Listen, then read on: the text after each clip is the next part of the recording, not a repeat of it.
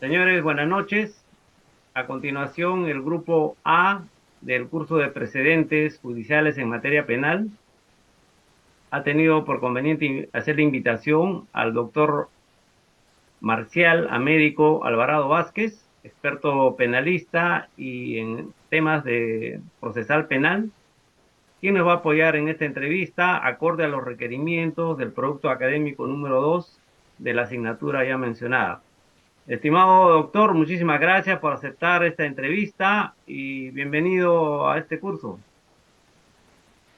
Muy buenas noches. Un saludo cordial a los integrantes de este grupo de estudio, ¿no?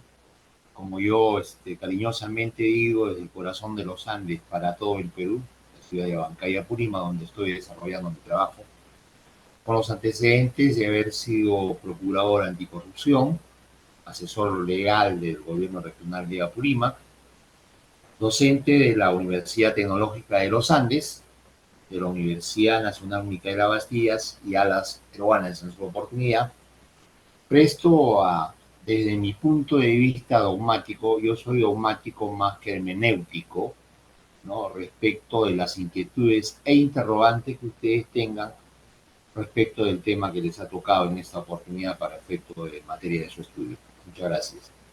Gracias, doctor, por la gentil aceptación a esta participación. A continuación, nuestro compañero Carlos formulará las dos primeras interrogantes de acuerdo al requerimiento de la cátedra. Adelante, Carlos. Sí, buenas noches, doctor Marcial Alvarado, bienvenido, gracias por aceptar esta invitación. Le saluda a Carlos Can.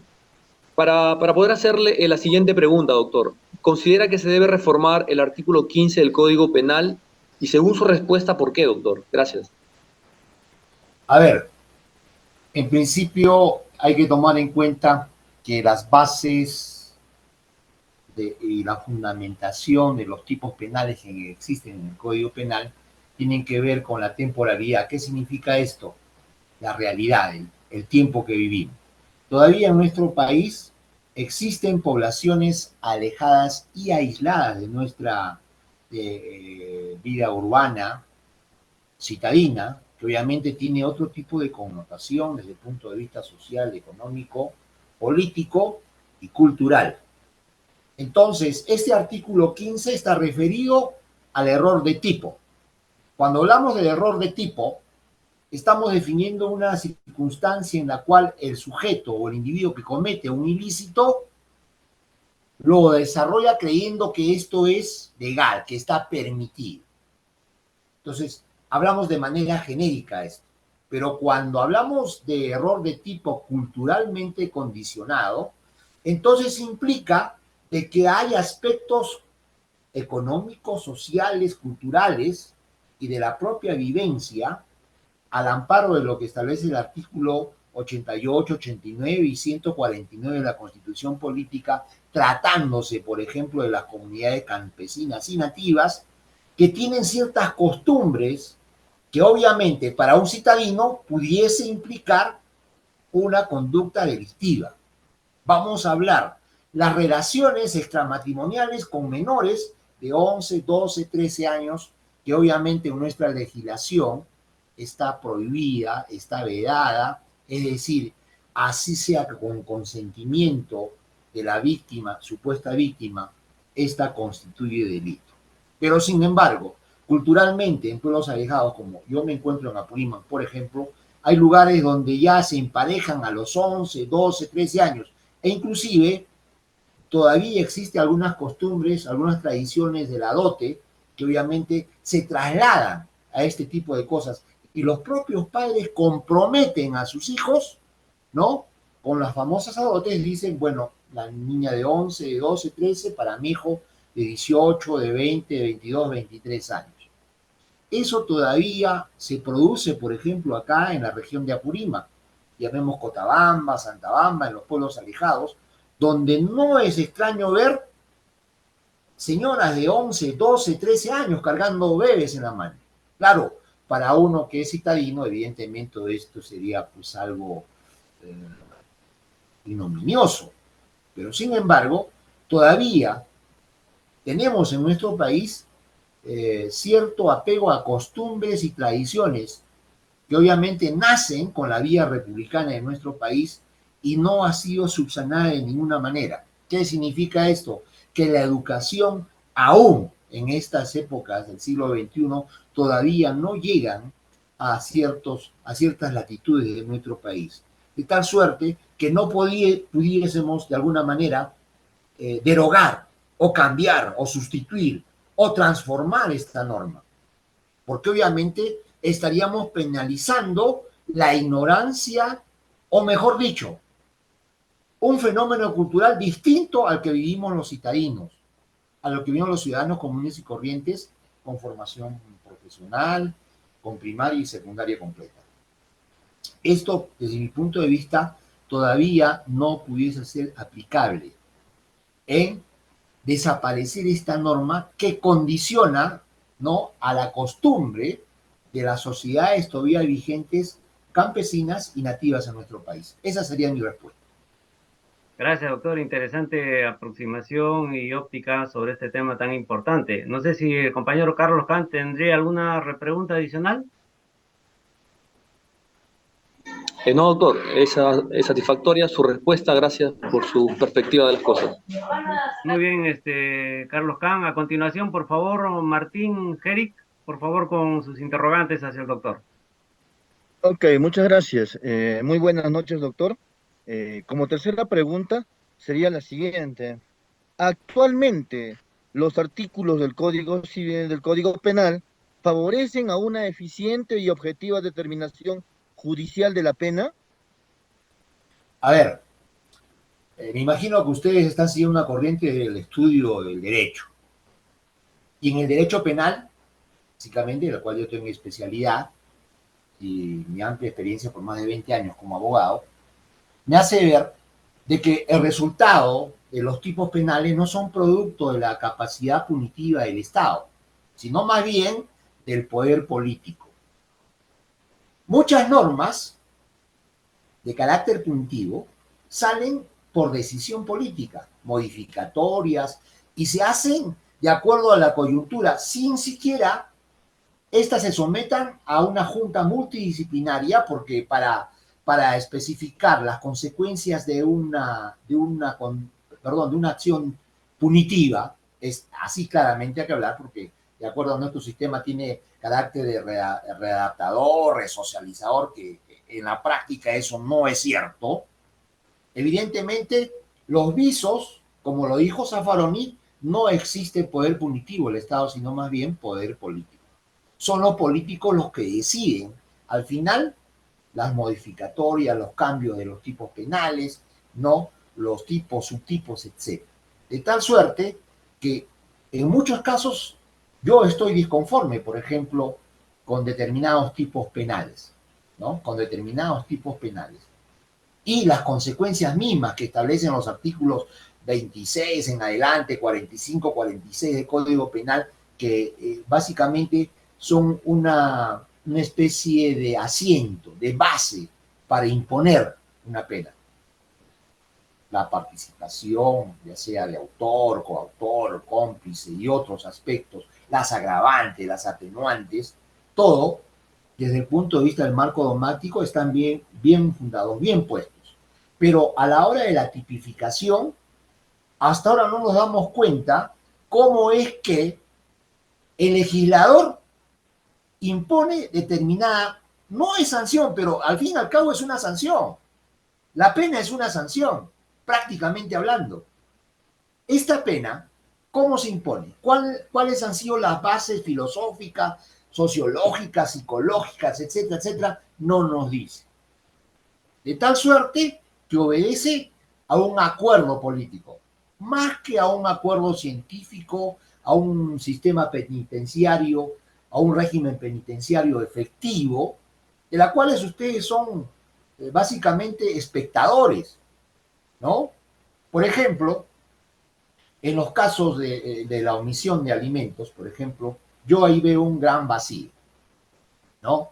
Que no se aplica de manera equitativa, porque igualitaria no, el aspecto igualitario en nuestro sistema nuestro sistema estatal, que es liberal o cuasi liberal o neoliberal, como quieran llamarlo, con proyecciones sociales, porque así está la Constitución, evidentemente no tienen el efecto que básicamente en su título preliminar, en los aspectos introductorios para la adaptación de esta norma punitiva que es el Código Penal, no son pues, no están basados en un resultado científico.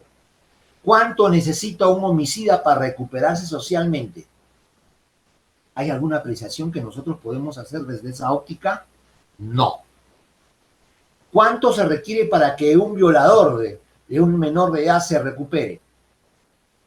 Ahora, la intervención quirúrgica, la disminución de la capacidad eréctil y otras cosas que básicamente mutilan al ser humano, ¿son medidas adecuadas desde el punto de vista de los derechos humanos?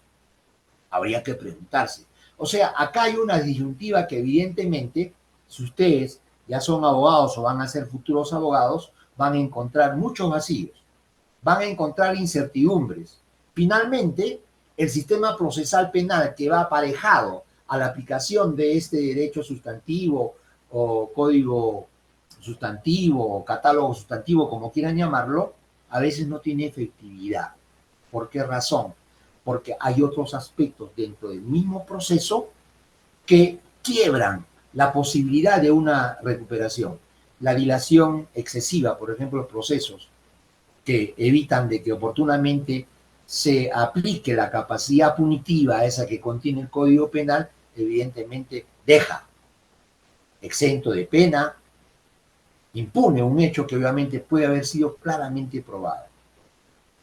Nosotros, aquellos que estamos metidos en esto y están haciendo lo que se llama la teoría de la verdad histórica, estamos en contra de muchos aspectos que se aplican en el mismo código sustantivo como el código adjetivo, que es el Código Procesal Penal, ya que muchas veces deja impune y en otras veces también por la formalidad tan drástica que tienen estos sistemas procesales, se sentencian, se condenan a personas inocentes.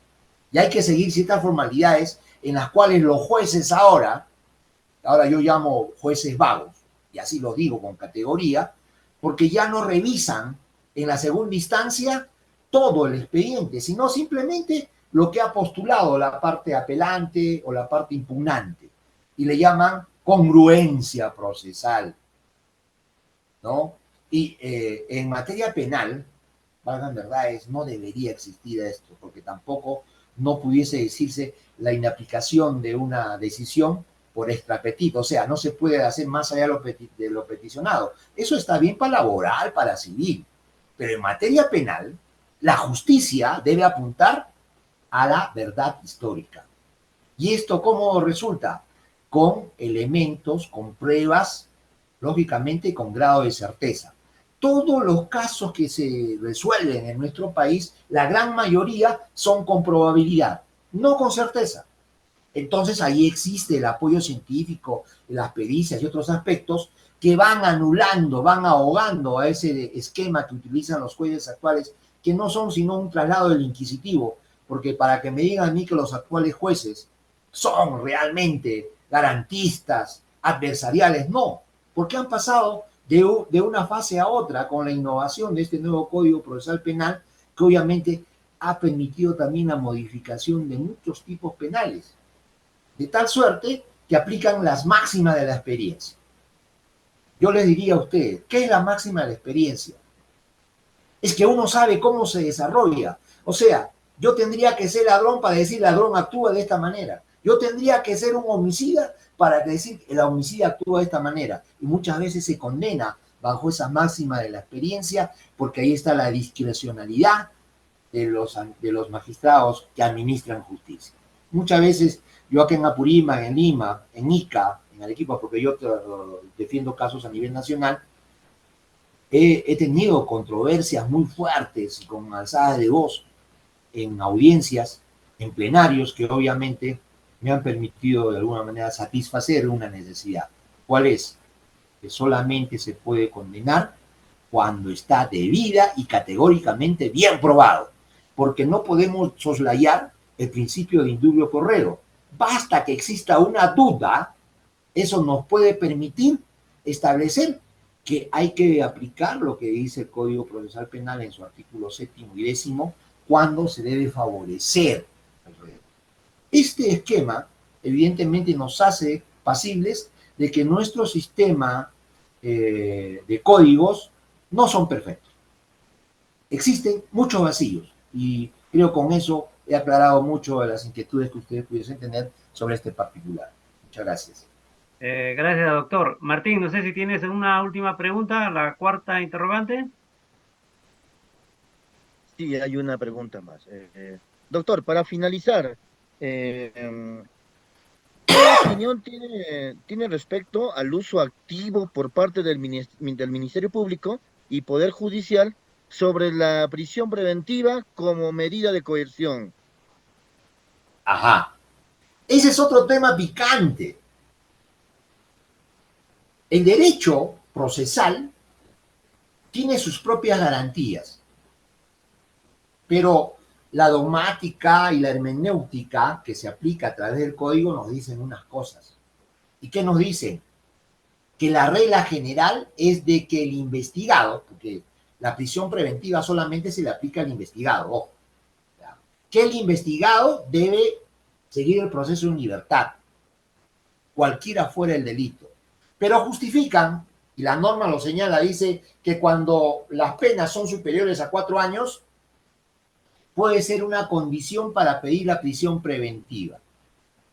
Y hacen una serie de argumentos y han generado aspectos no previstos en la ley, a través de plenarios, de jurisprudencias, como por ejemplo el arraigo domiciliario. Es un aspecto importante. El arraigo domiciliario es utilizado por los fiscales y los jueces, ¿no? Que debe ser de calidad. ¿Y qué entendemos un domicilio de calidad? Si los propios jueces y los propios fiscales no tienen arraigo domiciliario de calidad. Muchos de los jueces, por ejemplo, acá en Apurímac, son del Cusco y viven en casa alquilada. ¿Cuál es su arraigo domiciliario de calidad? Muchos de los fiscales que trabajan acá son de Puno, de Tacna, no son locales. Y si hay algunos, son sus fiscales adjuntos. No conocen la realidad de la zona. Entonces, esta excepción de la prisión preventiva, ojo, tiene sus cánones, tiene aspectos que evidentemente tienen que ser revisados, deben ser prolijos. Una audiencia de prisión preventiva debe tener como corolario no una decisión en 2 horas, 3 horas, porque a veces limitan, los propios jueces limitan. Señor, tiene 5 minutos, tiene 10 minutos, pero ¿cómo se da la mano con el Ministerio Público? La magistratura, el órgano jurisdiccional, muchas veces se ha vuelto en el cubridor de los vacíos que deja el Ministerio Público. Bueno, yo he tomado como referencia y siempre también hablando de la excepcionalidad de la prisión preventiva, como ya señalaba que no puede ser la regla general, y esto obedece a un mecanismo que probablemente, y lo digo así, es la manifestación o lo que se puede ver de los fiscales. Los fiscales, para el desarrollo de su investigación preliminar y la investigación preparatoria, tienen plazos determinados, ¿ya? Y utilizan la prisión preventiva, ¿para qué? Para asegurar de que el investigado no se les desaparezca. Fíjense, ¿ah? Ese criterio tienen todos los fiscales. Y los jueces apoyan esta situación cuando esta es una excepcionalidad. Nosotros vamos a hablar de un autor que es poco conocido en materia de procesal penal, es Jefferson Moreno Nieves, que evidentemente dice lo siguiente, y lo digo de manera literal, que la medida de prisión preventiva no deja, y al parecer nunca dejará de ser problemática, y tampoco dejará de ser polémica.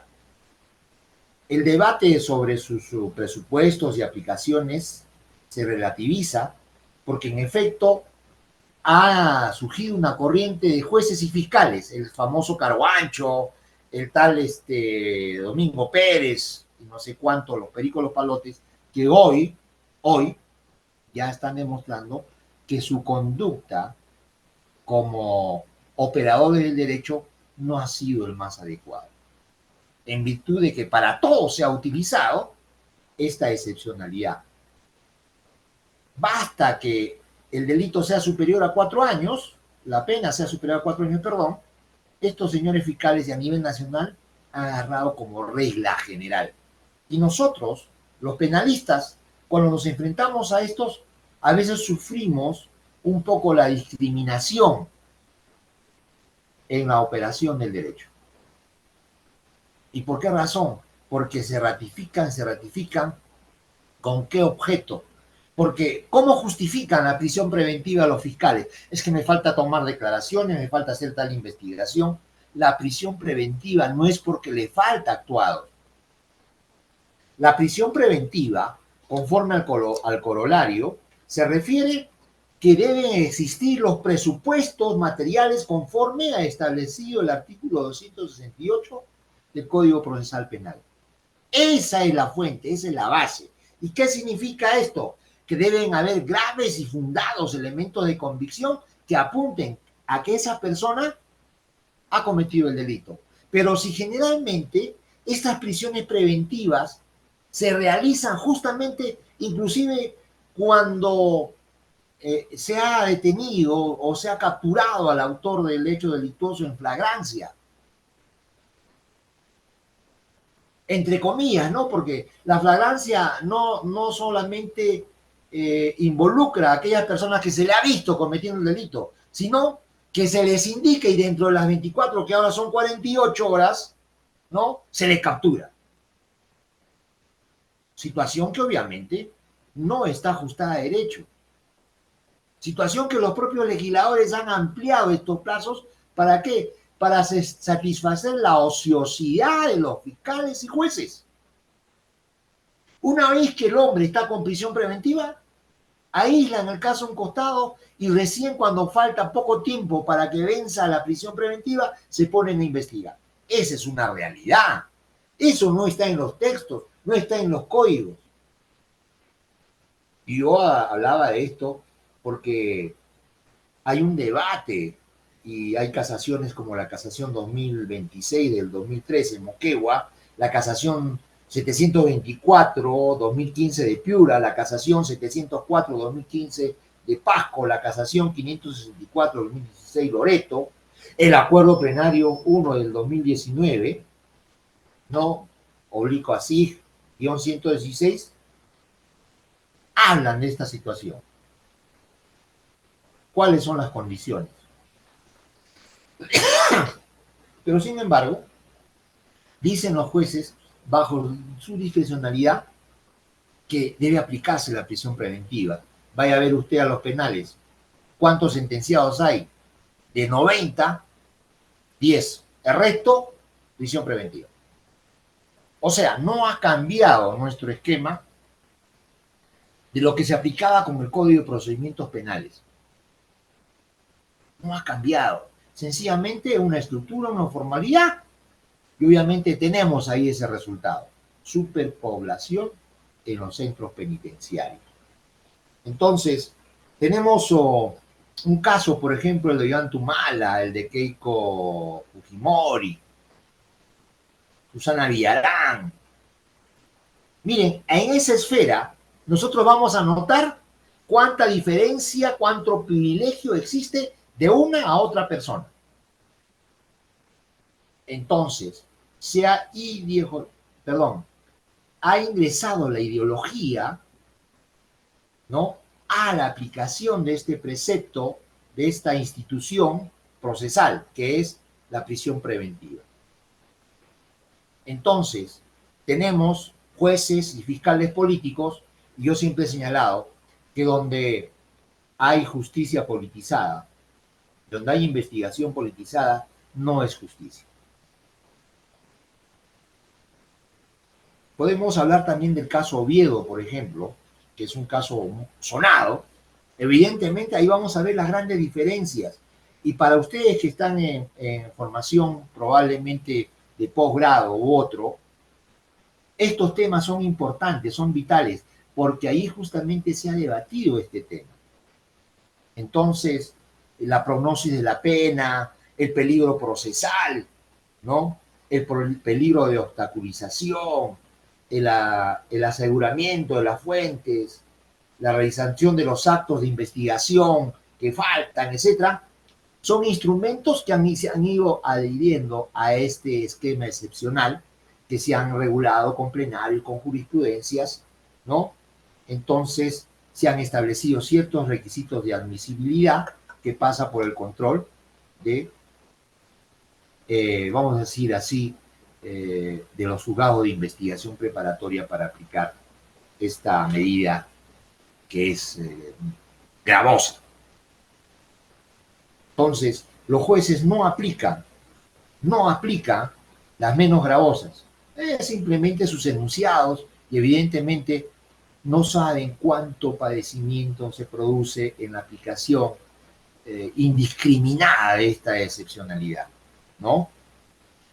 Entonces, se han regulado ciertos aspectos importantes y yo les pediría a ustedes que obviamente vean algunas jurisprudencias que yo tengo acá anotado, ¿no?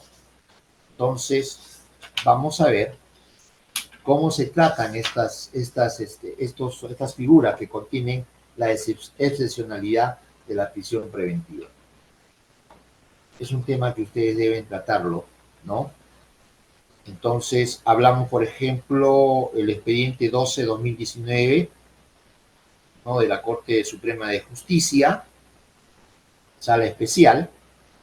Hablamos del expediente 00128-2015-42 del 9 de enero de 2020 de la primera sala penal de apelaciones nacional, ¿no?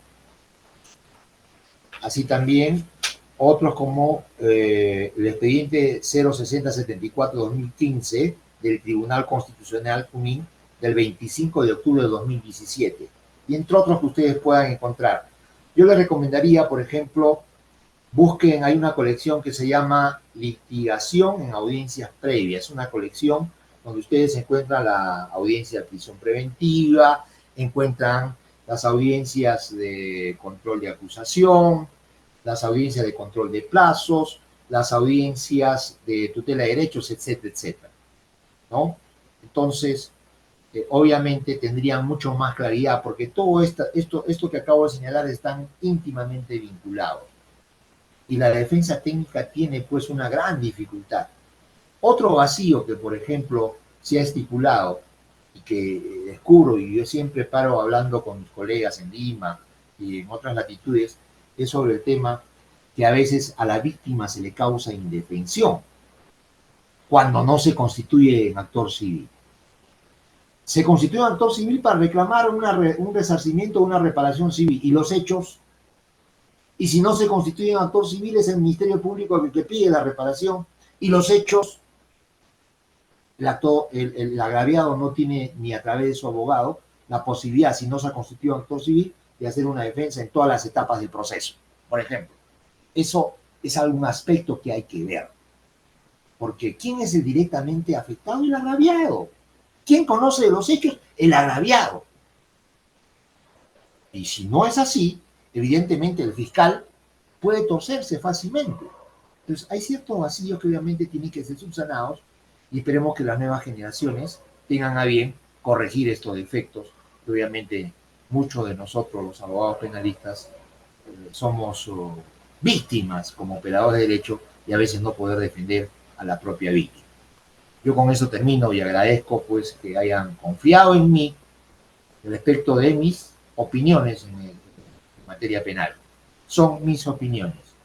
Y obviamente habrá muchos que piensen como yo, y habrá muchos que estudian permanentemente el tema, ¿no? Y que puedan clarificar un poco más esto que acabo de decir.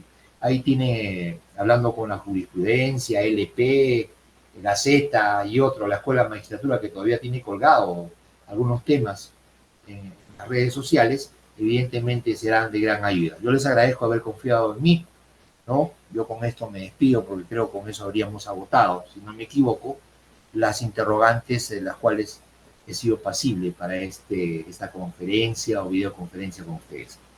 Muchas gracias, doctor Alvarado. Le agradecemos infinitamente su participación. Gracias por este abordaje realmente holístico de estos temas que le hemos propuesto y usted ha tenido a bien desarrollarlos de manera óptima. Un abrazo, doctor. Hasta una próxima y saludos de la Universidad Gracias, doctor. Continental. Muchas gracias, doctor. Muchas Hasta gracias, ahí, doctor. a su disposición cuando ustedes quieran, ¿ah? Y visiten el corazón de los Andes. Gracias, doctor.